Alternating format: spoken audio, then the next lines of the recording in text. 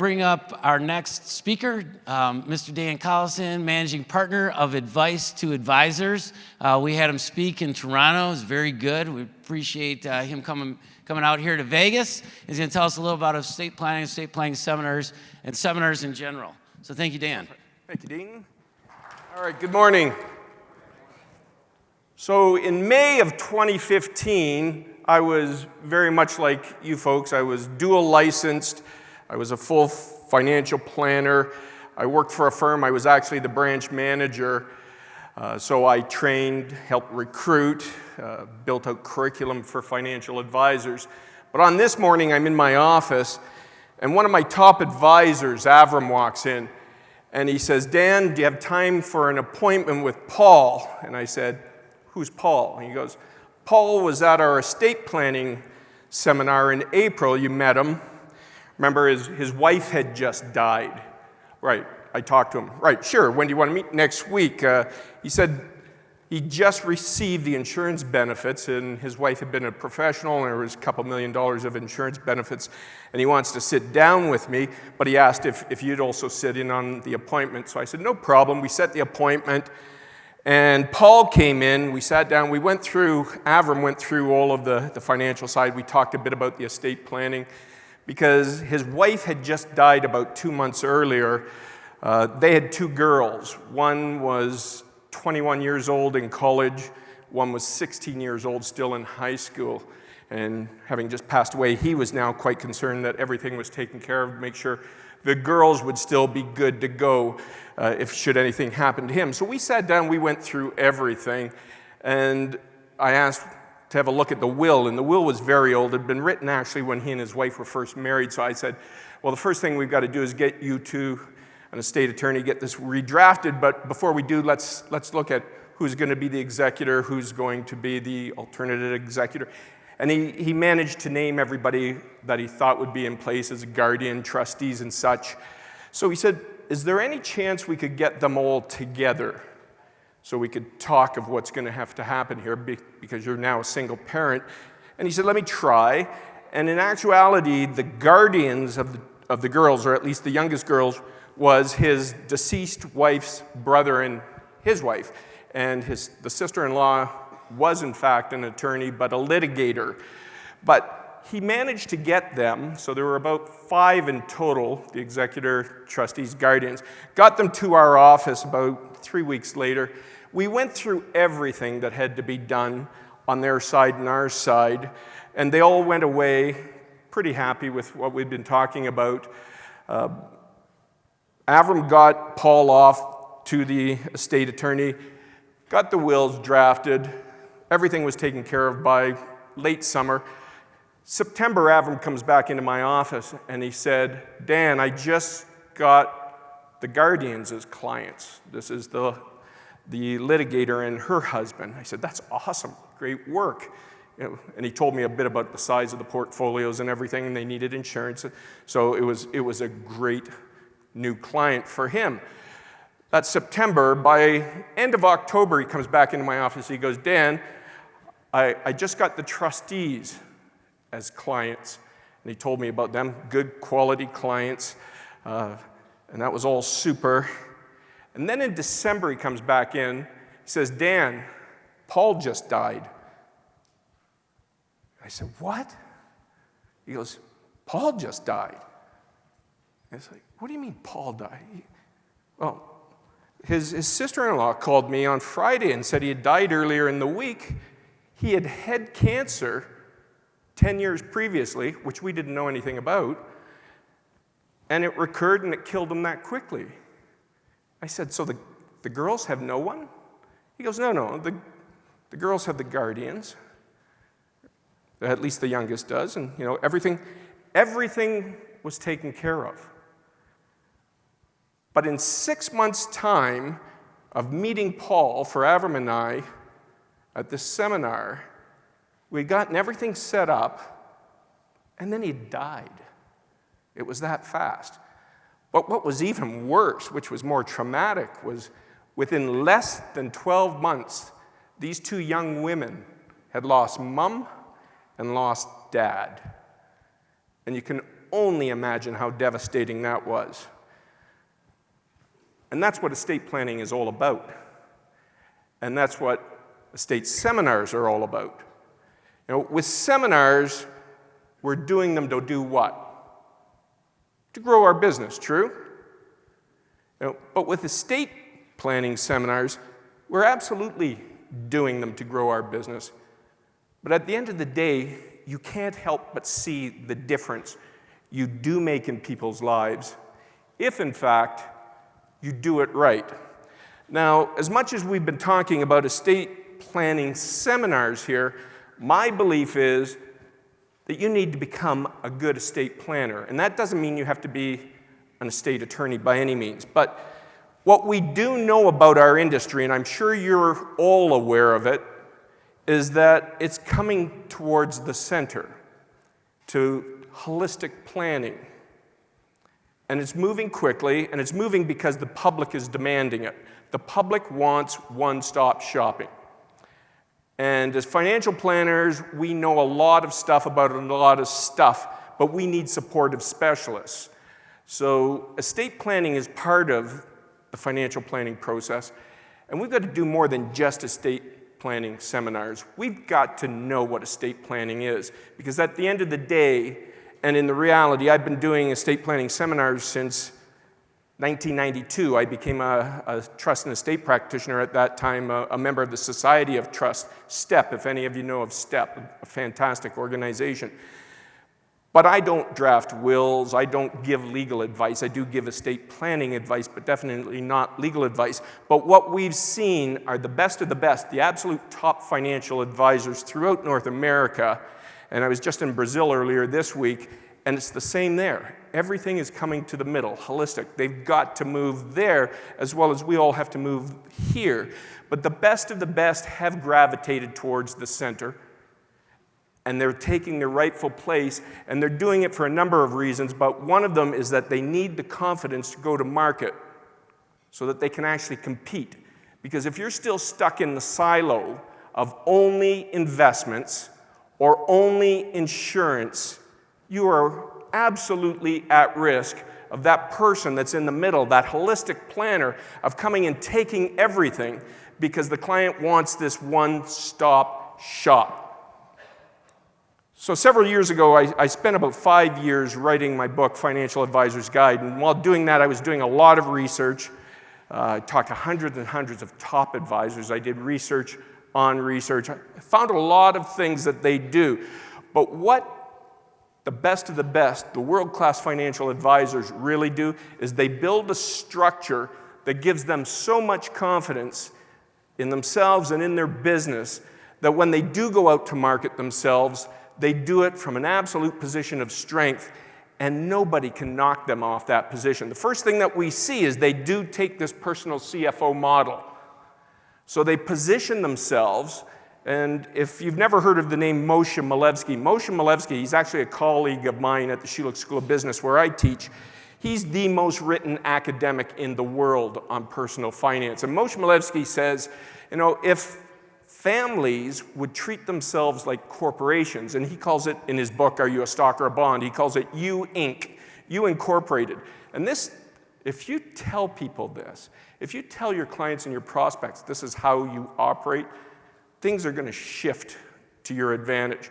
But if you're saying, we're going to treat you like You Inc. and your entire family like You Inc., you're the CEO, the co-CEOs, right? And what's a CEO's job? Run the business. What do they have to do to run the business? They got to set the goals, right? They have to have the vision. But they have to set the goals that everybody else follows, right? And one of their top lieutenants is the CFO, the Chief Financial Officer. So if I'm naming you, Mr. and Ms. Client, as the CEOs or co-CEOs under You Inc., my job as your personal CFO is to help you with those goals. I help you qualify and I help you quantify those goals. The qualify is the who, what, where, when, why of every financial goal you have. Quantify, and as most of you will know, absolutely any financial goal has two attributes: time and money. Right? If we know the time it takes to get to the goal, we know how much the goal costs, we can then calculate exactly what we have to do to get there, based on any rate of return, based on any of the strategies, tax preferred, whatever it is. Our job is help you to qualify and then quantify the financial goals. By doing that, I can then look at what those goals are. I can start putting strategies together, and I don't work in a silo as your personal CFO. I have attorneys, I have accountants, I have money managers, I have risk managers, I have lenders. I have all of these people on my team that will help me build out strategy. Some of them are internal to my firm, a lot of them are external. You may in fact have some of those experts already working for you, and I'll work with them to help you achieve your goals. But by no means am I alone in this. And I'll get a lot of the information and help with the strategies from these experts almost always at no cost to you. That's my added value. But there will never be a time where you ask me a single question about finances. If I don't know it now, I'll have the answer in 48 hours. That's how I operate. The next thing we found out the best of the best do is they pick an ideal client. They know who they work with. And the thing about our industry, now I don't think it's changed in the few years that I've been out of it, but when I got into the business in 1988, I was told anybody could be my client, which made it unbelievably difficult. How do you segment out with thinking everybody's, how do you become an expert when anybody is your client? You can't be. The best of the best figured this out very quickly, and they focus, whether it's business owners, whether it's retirees, pre-retirees, young couples, IT specialists, engineers, whoever it is, they focus. Because what they've found, so long as they focus on an individual where there's enough demographic to actually support a business, they actually can grow much bigger than they could as an absolute generalist trying to be an advisor to anybody. Because when you're an advisor to anybody, you're a specialist to no one. And if there's one thing we do know about the public, they want expertise. And the best of the best start that whole concept of expertise with their ideal client profile, and then they build their unique value proposition around that unique client profile. And finally, they have a prospecting dashboard. They know how they're going to market. They've got specific methodologies. They never use one. They've always got multiples, and in this instance, we've broken them down into 4 different methodologies that they use, and they just keep building their businesses. Because if there's the one thing that the best of the best know, is that if you are not growing, you're dying. Now, this is almost a moot point to you folks because you're here and this whole conference is about growth, isn't it? But I can't tell you how many advisors, once they get to a certain point, they plateau. You know, maybe they're making $250,000, $500,000, $1 million, $2 million, whatever they're making, they get comfortable. They plateau. But again, if our business in this industry is not growing, it's dying. And in our business, it is literally dying. True? Right? Our clients die. They get poached. They get tired of you and they leave. You decide you don't like them and you kick them out. But if you're not growing, you're dying. And the best of the best never stop growing. Because there is also another thing that they know, is they're a business, and they treat their business like a real business. And I don't think there's an industry that you can point to that says it's okay to coast and let your equity die. And we've got so many senior advisors in this industry that are just clinging on. And their business is dying, their equity is dying. But again, it's a moot point for you, but perhaps it's not. For you that are buying businesses, you can start cherry picking, because it was mentioned just yesterday, you can actually discount a lot of books because they're dying books and somebody's got to get out of that business. You can undercut them. So there's a lot of opportunity, but on the other hand, buying books can be a mug's game. because you can be buying a sinking ship. Only 5 to 10 years ago, everybody thought that buying books was going to be their salvation, right? Our whole demographic, 45% of advisors in the US are over the age of 55. There's a huge retirement coming in our industry, and everybody's waiting to pick up the pieces, but some of these are not good pieces. So if we've got to be really careful about building a business or buying a business, let's look at building a business. And again, with talking about seminars and prospecting seminars, what a great opportunity. A study just came out last week, and again, I think it was mentioned yesterday. The average cost of acquiring a new client comes in at around $3,500 per acquisition. Now, in a lot of instances, they're assuming a lot of your hours, your billable hours, what you're taking up. But in some instances, it's like paying white glove to bring people into a seminar. But understanding what it costs to acquire a new client, and then you can actually, I was just working with an advisor a couple months ago who we actually did this. He was looking at a book, and it was a real questionable book, and we just went through the math. You're going to pay X number of dollars over a 5-year period. We broke it down to about $40,000 a year. He was going to be paying this retiring advisor for this iffy book. And then we looked at, well, what if you just did seminars? What if you put that $40,000 a year and did seminars? And I sent him away, and he came back in about 2 weeks, and he said, yeah, I'm not buying that book. It's so much easier and safer to actually build the business like I've been doing and now just supercharge it with seminars. So as much as the salvation might have looked like purchasing, it's not. It's not impossible, but it's not safe in a continuous way either. So what we found with the best of the best when we talk about their marketing, and I separate marketing and prospecting. Marketing is how you put yourself out to the market, who it is you work for, what your ideal client is, what your unique value proposition is. But the real work gets down to prospecting, asking someone for an appointment. That's prospecting. So how do you make that happen? Well, the best of the best, as I mentioned, have 4 different methodologies. They become referable, but they do not ask for referrals. Now, some do, but the vast majority don't ask for referrals. The research shows, first of all, when you ask your clients, who do you know that can use my services? For the most part, you're making them uncomfortable because you're not asking for anyone specific. They don't want to know about any of their friends or family's finances.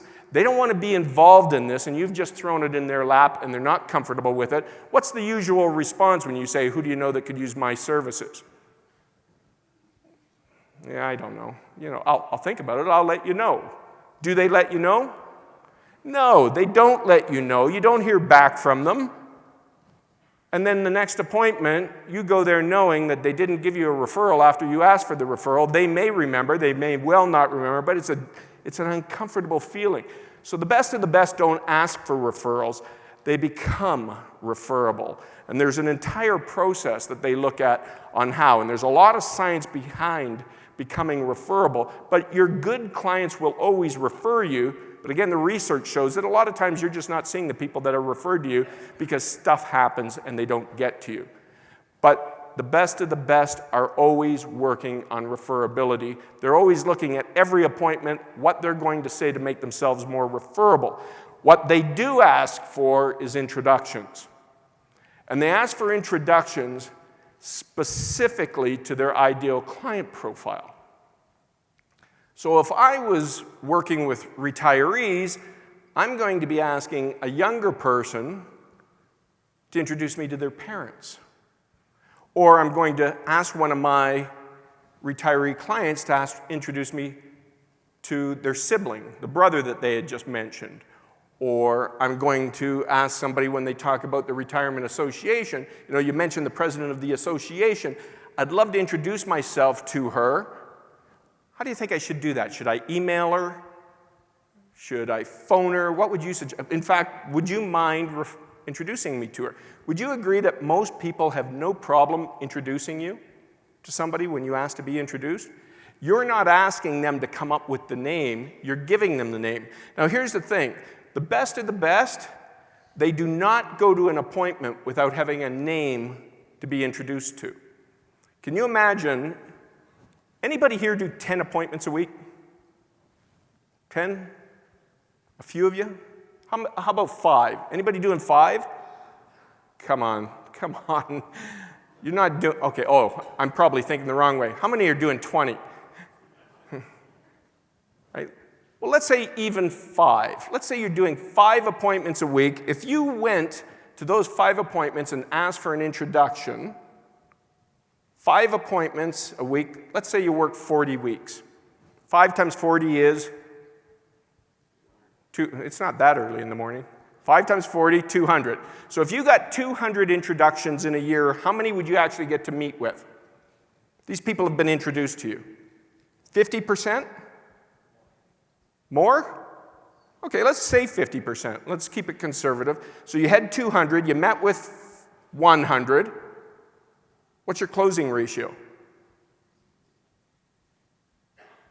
50%? 60? These people have been introduced to you. What's your closing ratio? 70-some? Okay, let's go easy. I'm not good on math. Let's go 50% again.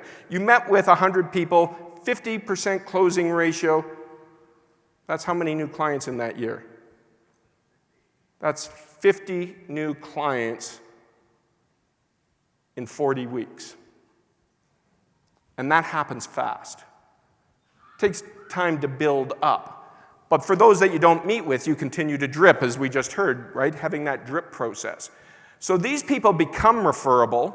It takes a bit of time, not long, to become referable. In fact, if you go through the process, you can start it on your next appointment.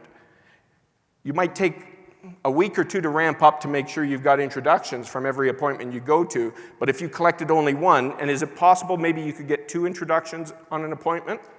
I've seen advisors get 5. I've actually seen an advisor who never went away with less than 10 introductions. Seriously, I've seen it. But that's a big jump. Let's say 1 or 2. Then what they do is they build personal networking groups.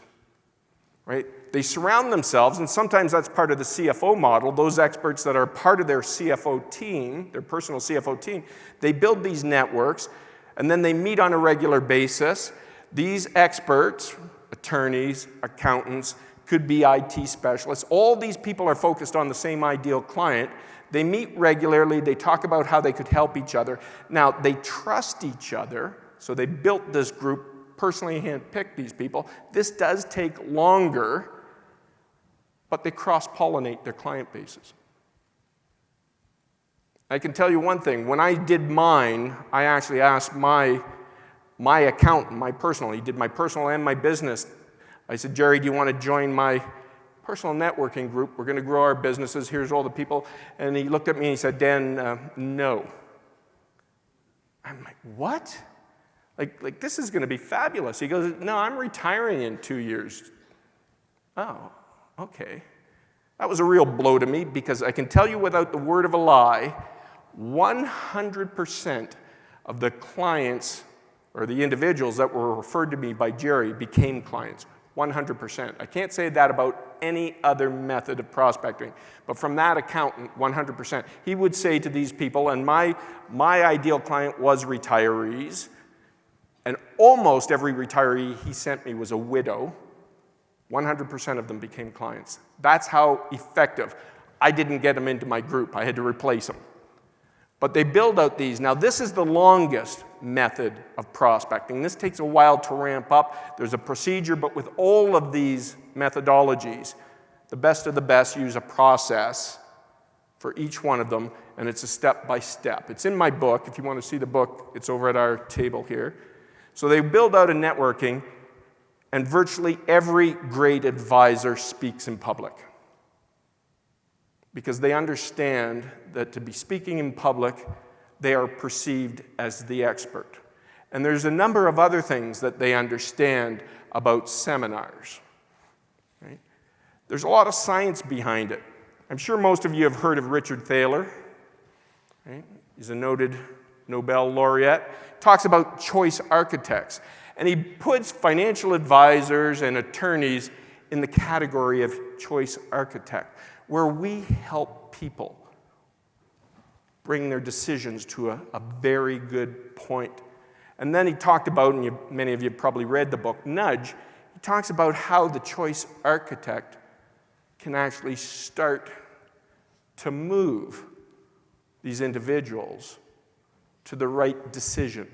They can help them take action.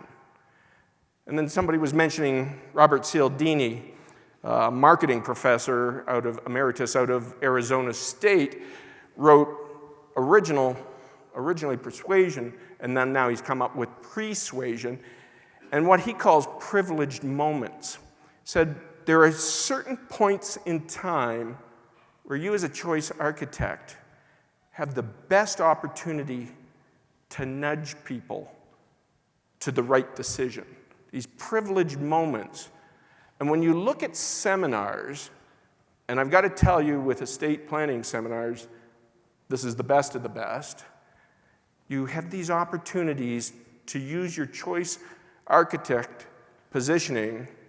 And if you do this right, and I would suggest that you do it right by mostly asking questions, you're going to move an entire audience to thinking differently, but thinking along the terms that they should be, which is proper financial planning, proper estate planning.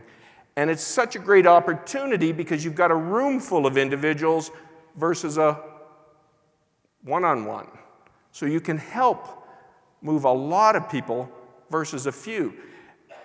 And the fact that you're being perceived as an expert, we just saw 2 experts showing an entire seminar. Yeah. Do you think those people look at them and say they know what they're talking about? Absolutely. So why estate planning? Well, here's the suggestion I would make.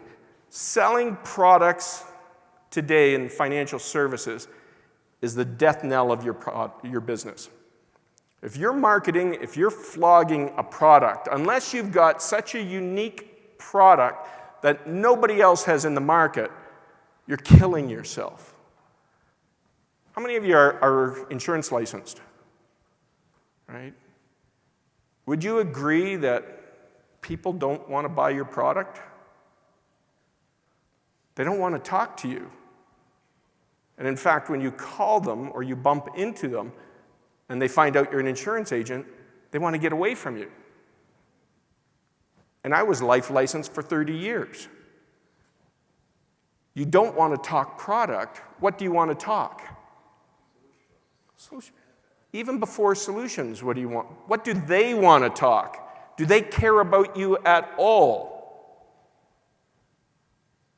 They don't. So if you keep in mind that you put goals out in front, then strategies, which you would call solutions, goals, strategies, and you only bring product in to fit the strategy to achieve the goal, I guarantee you, you will hear more often than not, without having ever spoken of an actual product, by the time you've gotten to strategy, they're going, so what do we have to do now? And in old-time sales skills, we call that a close. Goal, strategy, product. Right? What we understand about the human mind, especially about motivation, and when we look at motivation, Edwin Locke is the preeminent scholar on motivation, what motivates people. And unlike the hierarchy that we've seen from Maslow, first of all, Locke says, yeah, that's theory. We know science. There are certain needs, and there's only very few absolute human needs. They're inherent. We've got physical needs, we've got psychological needs, and we've got philosophical needs. And there's no pyramid. When we're hungry, we're hungry. If we're starving, that's going to take top priority. There will be times where philosophy is a need. We've got to think philosophically. But he says there's no hierarchy. They're constantly moving. Our values are going to determine what needs come in place, right? These are learned values. We learn them from our family. We learn them from schools. We learn them from our community. Those values are going to help us set our goals, right? If we're taught that we should get educated, get a great job, get married, buy a house, if those are our values, that's probably what we're going to do, and they were learned. On the other hand, if we were taught, that's too expensive, this is a rough world, why don't I just go take what I want? I'm going to start stealing. I'm going to do things other than what we would consider the right thing to get what I want and what I need. But if we're working with individuals who actually have the right values, right? And it's very easy to find out what the right values are, What does money mean to you? What's important about, anybody ever hear that one? Value-based selling, what's important about money to you? Probably one of the best questions you could ever ask a prospect. They're going to tell you their values.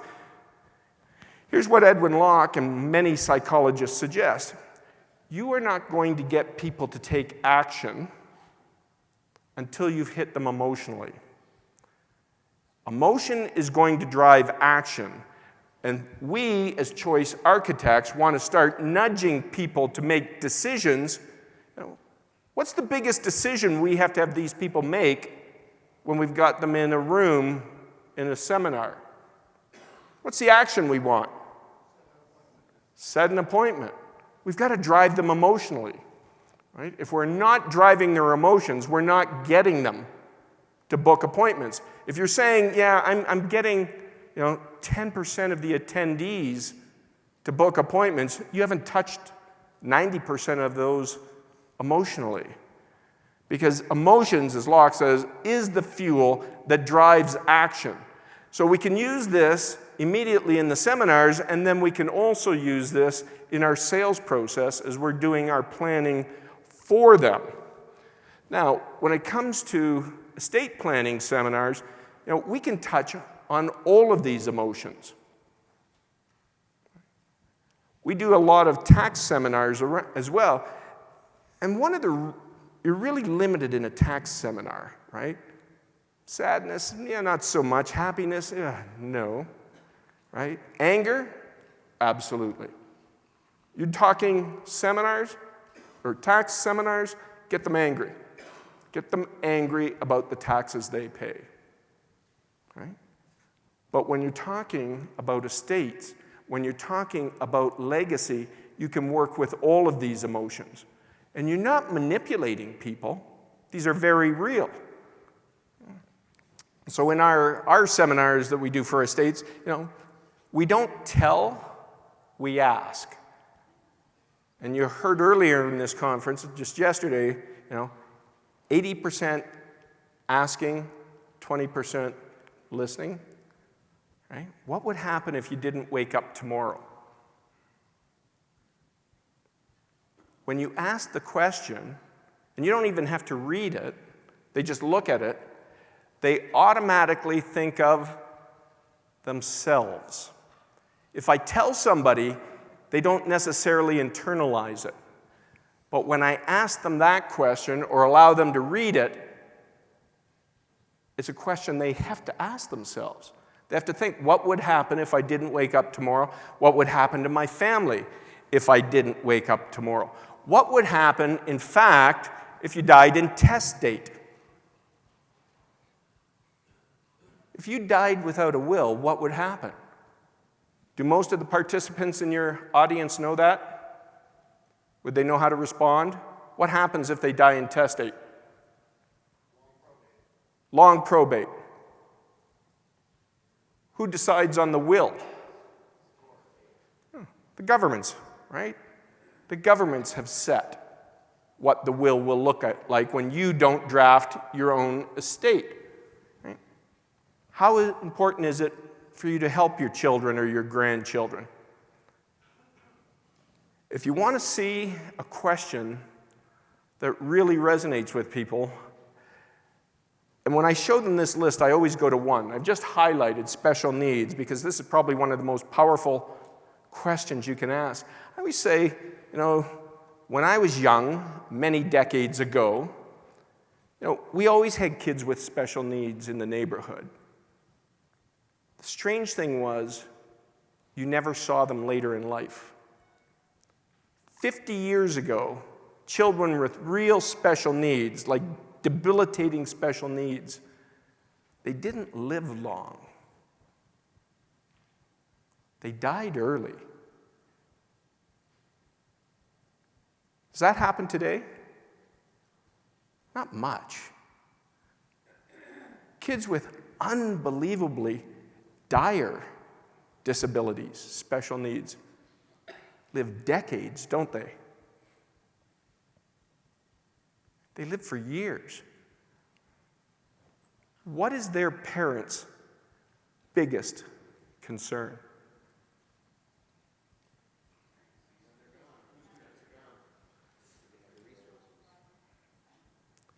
Who's going to take care of them when I'm gone? You ask the question to the audience, that same question, what's their biggest concern? And your audience will do the exact same thing that a lot of you started doing.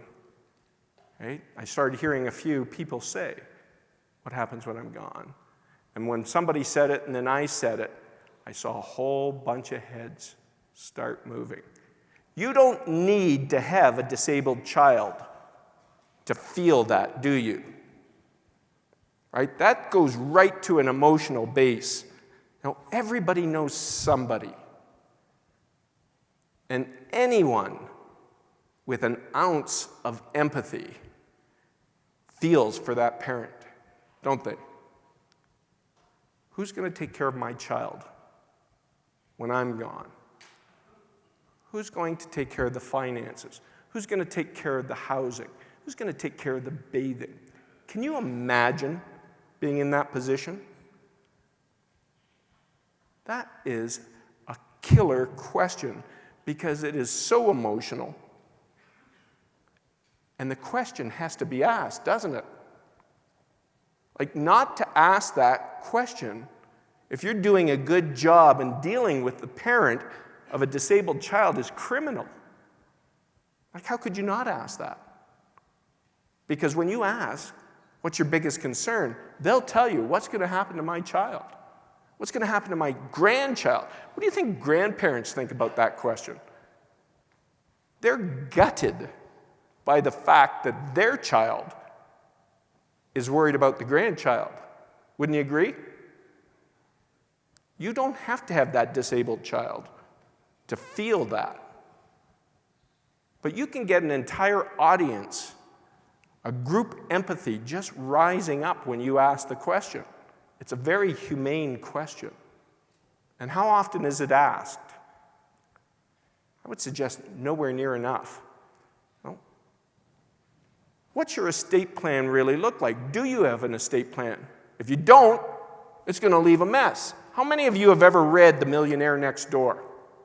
Right? Stanley and Danko were considered the preeminent writers and scholars on wealth back in the late 80s and early 90s. And this is an amazing quote from that book because all kinds of research backs this one up. And a little ironic that we talk about this, but when you talk about what happens to individuals who receive a lot of money, either through inheritance, through lottery wins, I used to be in Vegas when we talk about this, but when anybody has a grand windfall, what happens to it? What happens to it? Majority, we just heard this yesterday. What happens to it? The vast majority of it is lost, and in fact, for those that lose what they won through an inheritance or through a lottery, whatever, they end up worse off than had they never won. But does anybody know why? Why is that? Like, do you go stupid because you got money? They never had the money. You know what it is? No plan. But you know what it really is? It's a cash flow issue. I inherit $10 million, and what do I have to buy? Several $1 million house. I need a bigger car. I need the toys, boats, everything that goes with having $10 million. Here's the problem.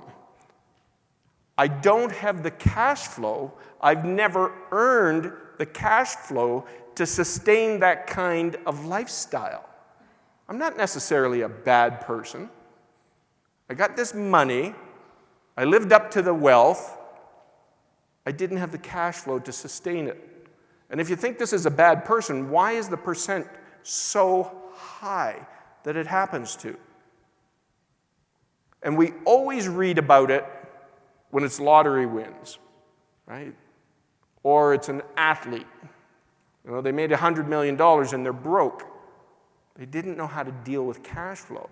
We don't hear it as much, but the stats show, the research shows that it happens with inheritances as well. One of the worst things you can do is give a child, and when I say child, we could be talking again about a 50 or 60-year-old child, too much money. Here's an opportunity as you, as a choice architect, to start nudging. If you're going to leave behind $2 million, Mr. and Ms. Client, to your children or your child, do you think that's a lot of money? Well, of course. Right? We never had $2 million. We worked all our lives for that $2 million. If your children end up with that $2 million, do you think it'll kill initiative? Because we know statistically it will. Do you think you have to give them all the money? Because then I just tell them what I do, or what my estate plan says, mine and my wife's. It says almost 50% of our estate is going to charity. And I can tell you it's not because we're overly charitable. And in fact, it's quite the opposite. It's because we actually absolutely know that too much money to our two boys is going to kill initiative. It's going to put them in a worse position than had they never reached the money or received the money. And we've told our boys this. They're not getting it all. And we've been telling them that for a long time. And they actually are now they just think it's normal. Can you imagine telling a group of people, and would you agree that if you've got an audience sitting in an estate planning seminar that these people have money? Do poor people come to estate planning seminars? They don't come. Unless you have the steak dinner. So don't. Right? They don't come. But can you imagine the wisdom that you're dispensing? Why are you giving it all to your kids? Because guess what? That's all we've ever been taught. You don't have to. Have you ever, maybe don't give 50% of it away, but why not consider maybe a third of it goes to charity? What if you could see that it would actually be better for your children not to receive as much money? Do you think parents would actually get that concept? I can guarantee you they do. And they start hearing the wisdom in your suggestions. And you're not suggesting it specifically. You're just putting it out there. Right? If you've got a large estate that's going to be passed down, does it make sense that it all goes to your children? Again, we only heard yesterday, right, Warren Buffett. And he's been saying that for decades. This is not a stupid man, is it? But he understands what Stanley and Danko said. Too much of anything is not a good thing. And you get this group think. You get this group nudge moving people to start thinking differently, to understand your wisdom. So when we look at seminars, how are we going to make these effective? Well, again, like anything that the best of the best do, the top advisors have a process for everything. You look at the targeted seminar process, the first thing we want is know your target market. Here's what I would suggest. If you're targeting 30-year-olds, don't do estate planning seminars. It doesn't make any sense. But if you want pre-retirees and retirees, estate planning seminars are unbelievably good. Right? Know who your ideal client is. Break it down. If you haven't done this, it's simple. You've got two considerations. Where's the value in your client base? Who do you like to work with? Who is your favorite client? Can you replicate them time and time again? And then can you get them into a group for seminar? People like them, right? Know your ideal client. Become the expert. Here's the thing. If you're going to do estate planning seminars, even if you're doing them with estate attorneys, read about estate planning. Learn estate planning. We do a lot of work with the insurance industry, and it's astounding how a lot of insurance agents think insurance is an estate plan. Insurance is a product that should be fitted to a strategy to achieve a financial goal. Become the expert. When you can talk estate planning, how many of you study estate planning, first of all? I'm not surprised, quite a few of you. Have any of you ever had people, friends and family, that aren't clients come up and ask you estate information? Happens all the time. When they hear about what you do, and when they hear a couple of the things you say, they start to believe you know what you're talking about. Would you agree? You become the expert. You become the expert before you even get up and do the seminar. Seminars demand to get up on a stage and talk about, we just saw it. We saw a financial advisor, we saw an estate attorney. Do they know their stuff? Yeah, because it wouldn't have been a good presentation if they didn't know their stuff. Would you agree? They know their stuff. And the strange thing is, knowing your stuff makes public speaking so much easier. When you really, really know your stuff, it makes public speaking that much easier. And here's the thing, you no longer worry about the stuff you don't know. You use the same fallback. Fantastic question, haven't heard it before. Give me your email or your phone number, I'll get you the information in the next 48 hours. Top advisors aren't afraid of not being able to answer questions. There's no question that they can't answer ultimately. Right? You become the technician and you become the choice architect. In other words, you become that expert that can nudge people to making good choices. You work your prospecting plan. And as I said, I've been doing estate seminars since 1992, but I've been doing public seminars since 1988. Right? There's the old spray and pray. Try all kinds of things. How many of you read The Secret? Remember The Secret? Right? Just put it out to the universe. That might work. You can pray. Right? If I do enough things to market myself, I hope they'll show up. Anybody cold call? Anybody ever cold call for seminars? Yeah. I did tens of thousands of cold calls. That's how I got into the business. That's how I stayed in the business. The last thing, anybody here still do cold calls? Awesome. Awesome. I was shocked in Brazil. I asked that. It was a group of over 400 advisors. And there was a whole group in the front, and these are young advisors. They were still doing cold calls. It's not that they won't work, it's that the ratios are so horrible. Right? When I was doing those years ago, I could make 50 dials in an hour. I would contact 18 to 25. I would book 2. One would fall off. 80% of the time, I would close the other. I would have to quadruple the numbers to get those same results. Or you use a marketing firm.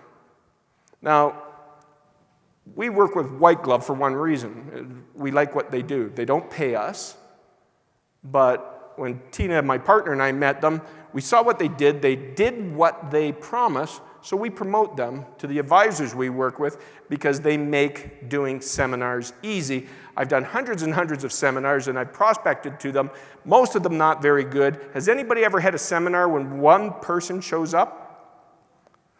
I've had two. Two different seminars where one person, that becomes an appointment. And it's an appointment that they weren't ready for. Right? You deliver an engaging seminar. If it's not engaging, in other words, if you don't catch their emotions, you're not getting them to book the appointments. In other words, don't be a talking head. Don't sound like everybody else that does seminars, right? Everybody says, oh, you need insurance.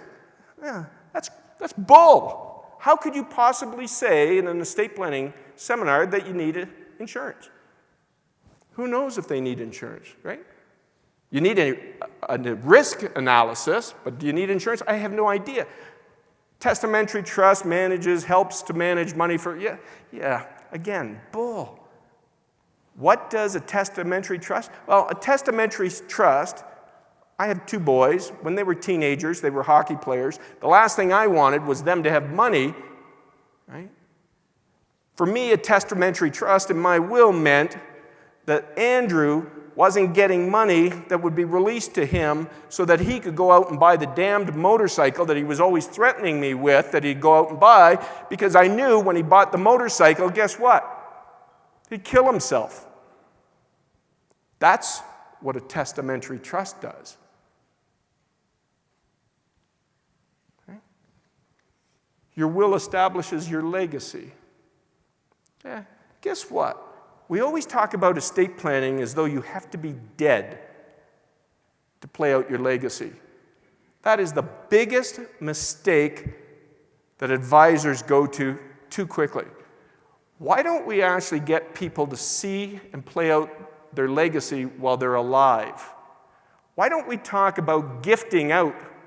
I had an advisor where his in-laws took their grandchildren. Once the grandchild turned 13, they invited that grandchild to a cruise.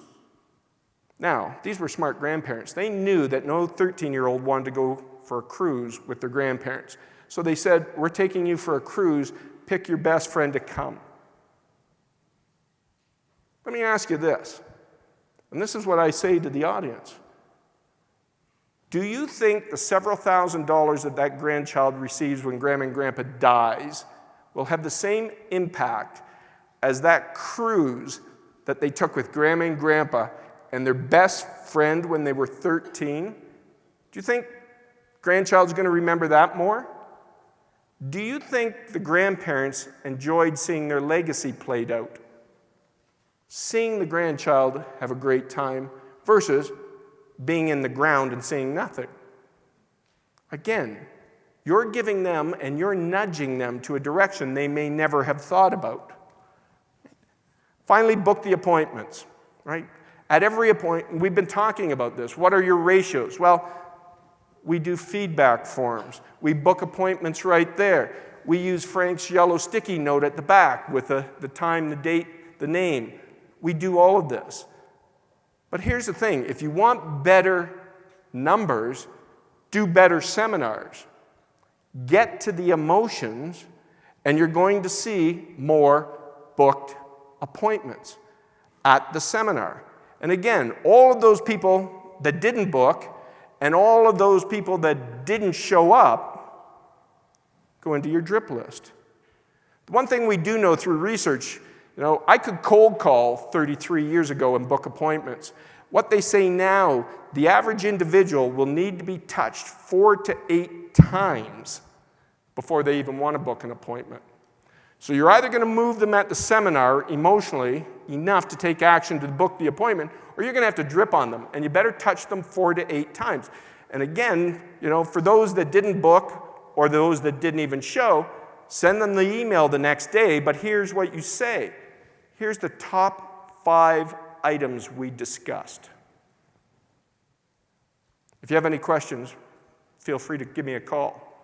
And then in the next week, send them something else. And in the next week, send them something else. Right? So why planning? Why estate planning seminars? The rate of return, right? What's your return on investment?